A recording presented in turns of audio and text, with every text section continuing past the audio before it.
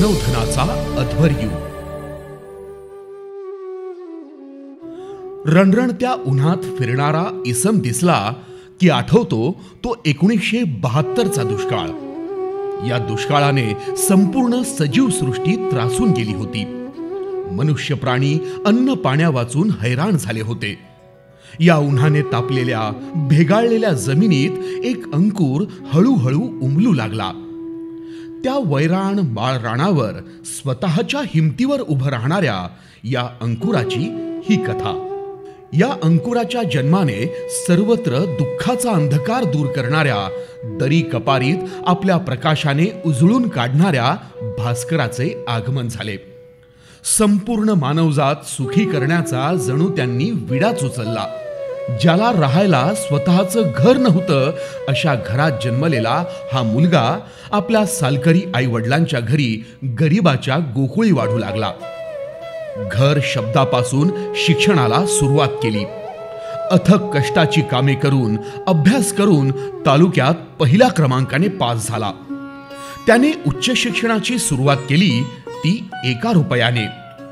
त्याने बघता बघता अभियांत्रिकी शिक्षण पूर्ण केले.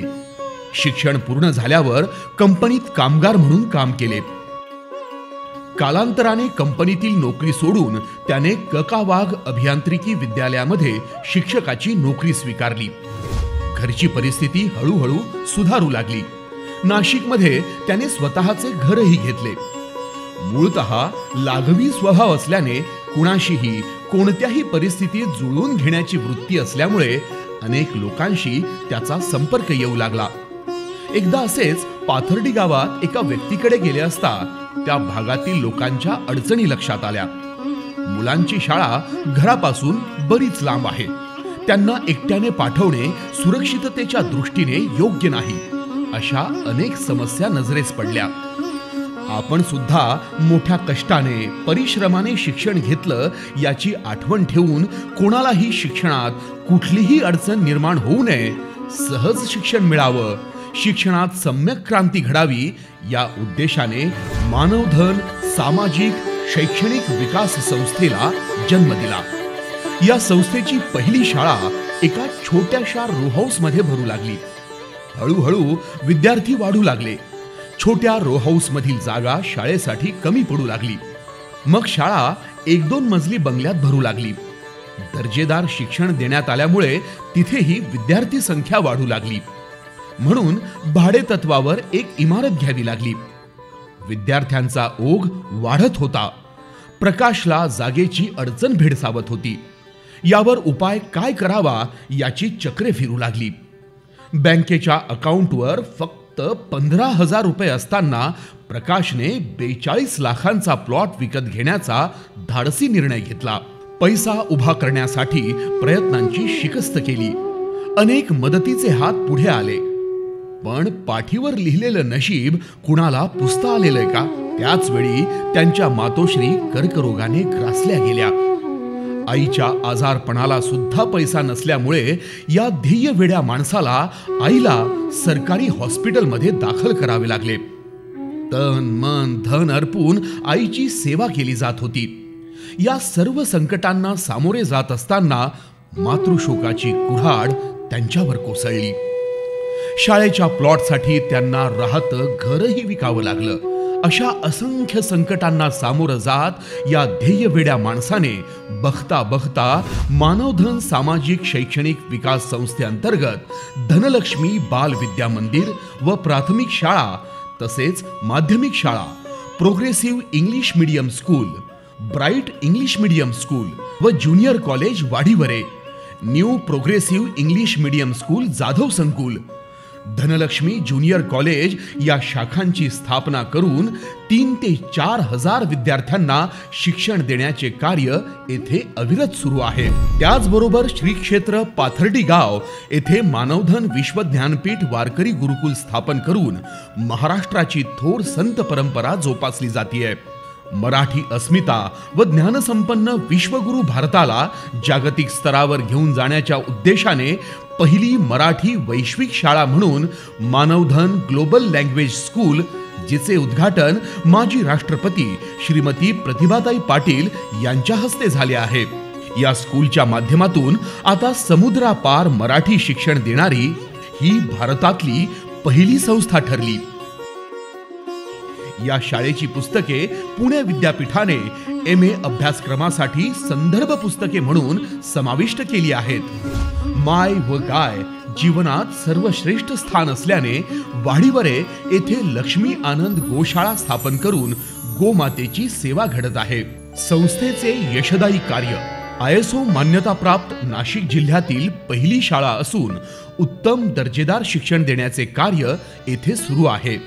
भारत मातेचा आदर हृदयात जपला जावा या हेतूने जय भारत जय मानव ही संकल्पना 2015 पासून भारतात सर्वप्रथम रुजवली गेली। बालविद्या साहित्य संगम मानवधन वृत्तपत्र सुरू करणारी नाशिक जिल्ह्यातील ही पहिली शाळा आहे। सर्वसमावेशी प्रत्येक स्पर्धा परीक्षेसाठी उपयुक्त माहिती असलेली मानवधन दिनदर्शिका निर्मिणारी पहिली संस्था। युनिक स्किल डेव्हलपमेंट सेंटरद्वारे शिक्षणाबरोबर तंत्रज्ञानाचेही शिक्षण येथे दिले जाते। विद्यार्थी कॉम्प्युटर असेंबल डिअसेंबल करतात। ऑनलाईन एक्झाम घेणारी महाराष्ट्रातील पहिली शाळा। शिक्षणाबरोबर संस्काराचे मूल्य रुजवले जाते। विद्यार्थी स्वतः हँडवॉश तयार करून वापरतात। कोरोना काळात त्याचा खऱ्या अर्थाने फायदा झाल्याचा पालकांचा बोलका अभिप्राय।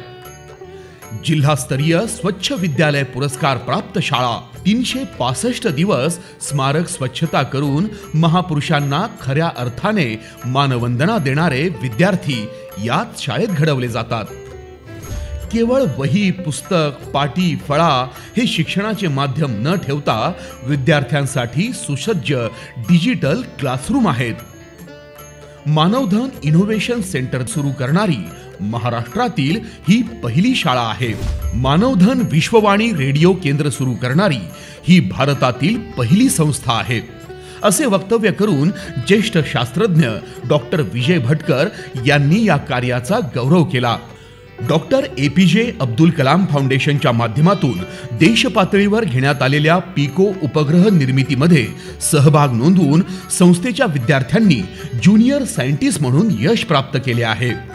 विद्यार्थ्यांमध्ये बचतीचे मूल्य रुजवत 1,39,00,000 रुपयांहून अधिक रकमेची विक्रमी वीज वाचवल्याबद्दल एनर्जी कन्झर्वेशन अवॉर्डने संस्थेचा गौरव करण्यात आला आहे।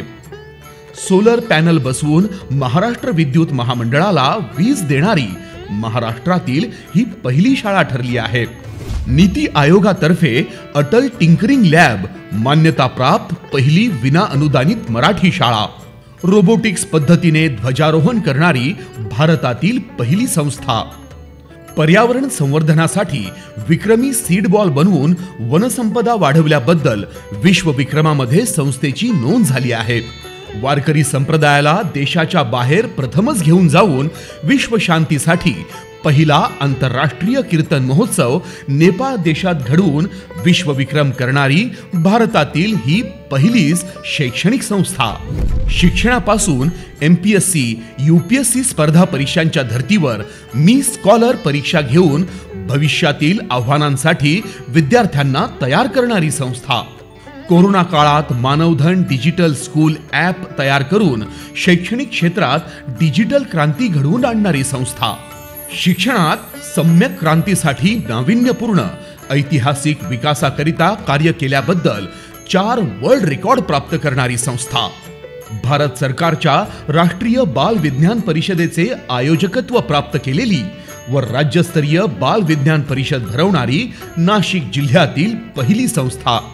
2015 पासून डॉक्टर APJ अब्दुल कलाम वैज्ञानिक व्याख्यानमाला सुरू करणारी महाराष्ट्रातील पहिली संस्था।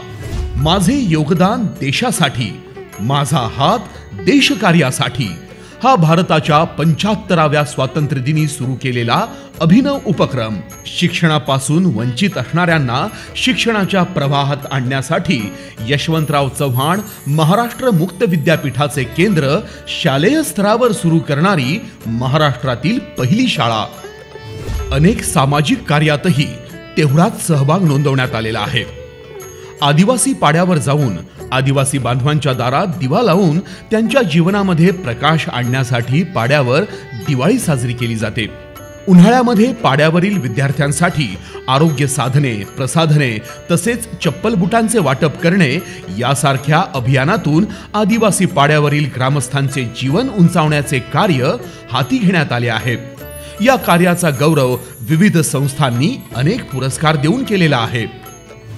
15 ऑगस्ट व 26 जानेवारी या दिवशी स्वातंत्र्यवीरांच्या स्मरणार्थ वर्षातून 2 वेळेस रक्तदान शिबिर आयोजित करून रक्तदानाचे महत्पुण्य कार्य केले जात आहे. छोटा पोलीस अभियानातून नो हेल्मेट नो एंट्री उपक्रम राबवून 500हून अधिक नागरिकांचे प्राण वाचवणारी व रस्ता सुरक्षा अभियानाद्वारे नागरिकांचे प्रबोधन करणारी नाशिक जिल्ह्यातील पहिली अभिनव संस्था. संस्थेच्या या कार्याची दखल घेत स्वतः माजी राष्ट्रपती डॉक्टर APJ अब्दुल कलाम यांनी मेलद्वारे प्रशंसा केली आहे.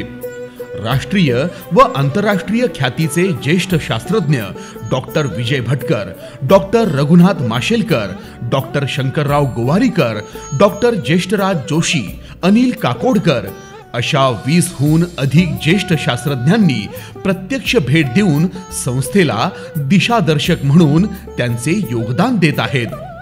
ज्येष्ठ समाजसेविका सिंधुताई सपकाळ, नीला सत्यनारायण, ज्येष्ठ श्रेष्ठ कीर्तनकार बाबा महाराज सातारकर, अपर्णाताई राम तीर्थंकर, लोकसभा अध्यक्ष व माजी मुख्यमंत्री मनोहर जोशी, न्यायमूर्ती चंद्रशेखर धर्माधिकारी, ज्येष्ठ समाजसेवक अण्णा हजारे, साहित्यिक मधु मंगेश कर्णिक यासारख्या विविध क्षेत्रात कार्य करणाऱ्या महान ज्ञानी गुणी प्रतिभा संपन्न व्यक्तींच्या सहवासातून मानवधन वृद्धिंगत झाले आहे. संस्थेने केलेल्या आजवरच्या कार्याची ही पोचपावती आहे. ज्ञानरत्न या आपल्या उपाधीला सार्थकी ठरवत देवी सरस्वतीची आराधना प्रकाशजी कोल्हे यांच्या लेखनातून होत आहे. साहित्याच्या वाटेवरचा हा प्रवास म्हणजे शब्द फुलांचा ताटवा आहे.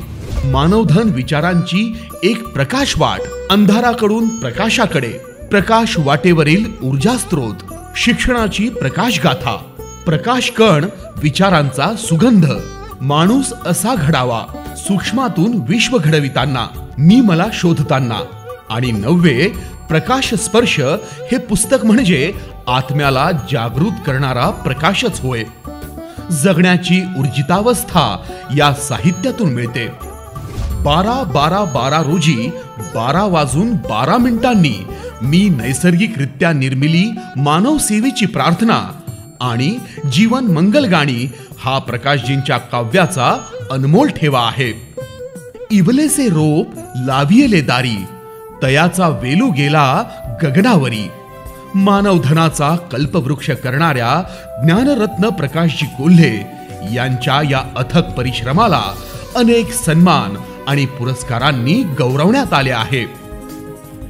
प्राप्त पुरस्कार पुढील प्रमाणे: ज्ञानरत्न पुरस्कार, डॉक्टर पंजाबराव देशमुख शिक्षण गौरव पुरस्कार, राष्ट्रीय समाजरत्न पुरस्कार, गोदा सन्मान पुरस्कार, largest power saving award, genius book of world record, नेपाळमध्ये विश्व शांतीकरिता पहिला आंतरराष्ट्रीय कीर्तन महोत्सव, wonder book of world record, आदर्श शिक्षक पुरस्कार, राज्यस्तरीय जीवन गौरव पुरस्कार, Bharat Jyoti pride of nation excellence award, Khandesh रत्न पुरस्कार, कोरोना गुरुवंदना पुरस्कार, space educator award, international education award, राज्यस्तरीय नोबल विज्ञान पुरस्कार.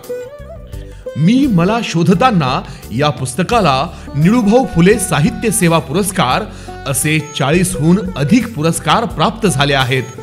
कोणतेही ध्येय गाठणे कधीच सोपे नसते. या महायज्ञात प्रकाशजींची सावली असणाऱ्या, किंबहुना त्यांचीच प्रतिछाया झालेल्या त्यांच्या अर्धांगिनीची तितकीच महत्वाची साथ लाभली. ना नोकरी, ना घर, ना शेती अशा परिस्थितीत ज्योतिताईंनी पदराची गाठ प्रकाशजींच्या उपरण्याशी बांधली आणि भाग्यलक्ष्मीची पावलं जणू घरात आली. प्रकाशजींनी निवडलेली वाट सोपी नव्हती. अशक्य ध्येय आणि खडतर वाटेवरच्या या प्रवासात हाल अपेष्टा सहन करत अनभिज्ञ भविष्याची वाट ज्योतिताई चालत राहिल्या. मानव सेवेच्या हाती घेतलेल्या या व्रतात कितीतरी नव्याने भोगावी लागणारी दुःखे हसत सहन केली. दुःखातून, कष्टातून, संकटातून तावून सुलाखून आगीची झळ सोसत मुकपणाने त्या प्रकाशजींना साथ देत राहिल्या. प्रकाशाच्या धावत्या वेगासोबत ज्योत तेवत राहील म्हणून प्रकाश उजळत राहिला. स्वतःला झिजवून तेजस्वी जीवन कसे जगावे आणि इतरांचे आयुष्य कसे उजळावे याचे मूर्तिमंत उदाहरण प्रकाशदादा आणि ज्योतिमाई आहेत. अर्धांगिनी ही भाग्याची नव्हे, कर्माचे सौभाग्य लेणे ल्यायली. अखंड तेवत ठेवून स्वतःला ज्योती प्रकाशमय जाहली. हे विश्वच प्रकाश व आनंदाने न्हाऊन निघेन याकरता आजही कार्य करतो आहे व उद्याही प्रकाशानंद म्हणून कार्य करेन असा जीवन संकल्प करणारे मानवधनाचे अध्वर्यू ज्ञानरत्न माननीय श्री प्रकाश सुखदेव कोल्हे दादा यांच्या आम्ही घडवणार आदर्श माणूस आदर्श भारत या विचारांना मानाचा मुजरा.